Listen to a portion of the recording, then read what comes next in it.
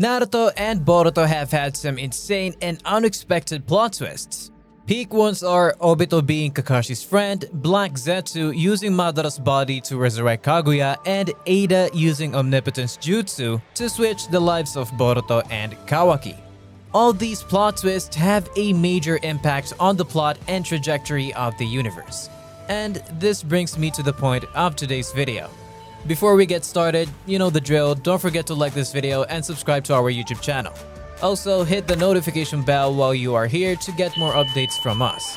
It has been touted that Code would end up being the true villain of the story, as his goal is to feed Kawaki or Boruto to the Ten Tails, cultivate the Divine Tree, and consume the chakra fruit that is created by absorbing the life on the planet. His plan is quite sinister to think of, but what if he isn't the true villain, and he doesn't even exist yet? For me, I believe that Code would be the one that would end up being fed to the Ten Tails, which would create a brand new Otsutsuki using Isshiki's data that resides within Code's karma. For this to actually sink in and make sense, we must remember that the Boruto manga does foreshadow things. We first came across this when we saw the story of Kagemasa and his evil eye, which is a reference to Boruto's eye. We also met Arumi Funato, and he has a scar on his right eye, and this happened because he was imprisoned in a container that's shaped like a Jogan. This is a foreshadowing to Kawaki giving Boruto his scar much later on in the timeline.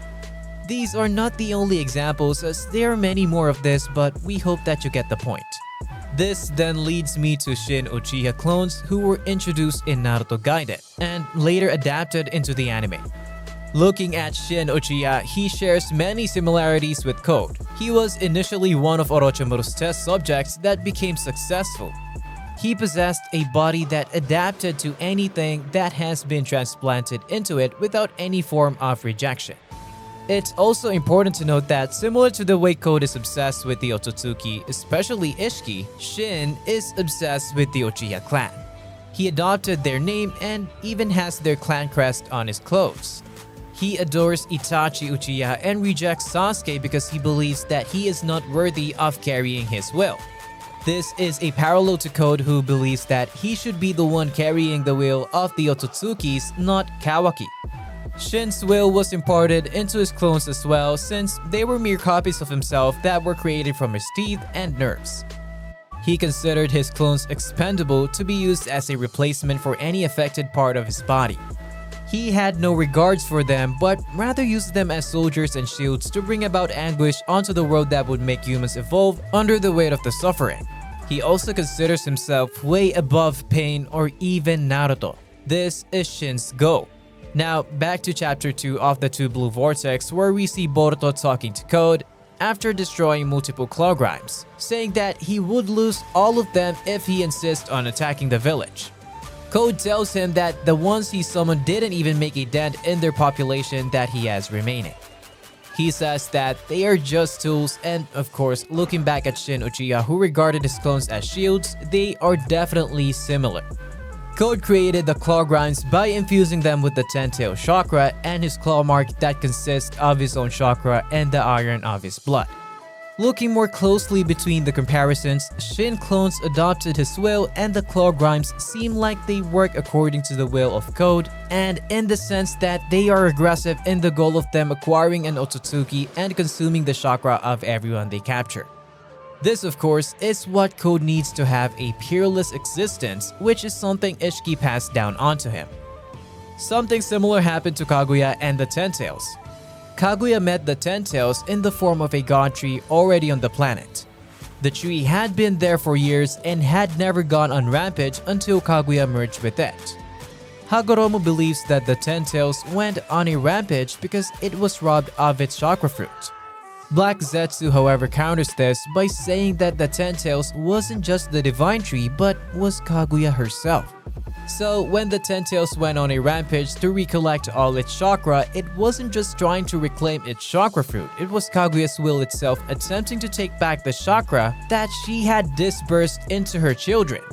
This means that the Ten Tails, and by extension the clones created by it, can actually be influenced by the particular person who has bonded with it, including Shin and his clones.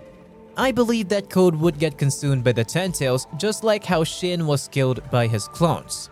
And this was because according to his own will, old flesh should be disposed of since he supported the survival of the fittest strategy and, well, he was considered old flesh by his clones.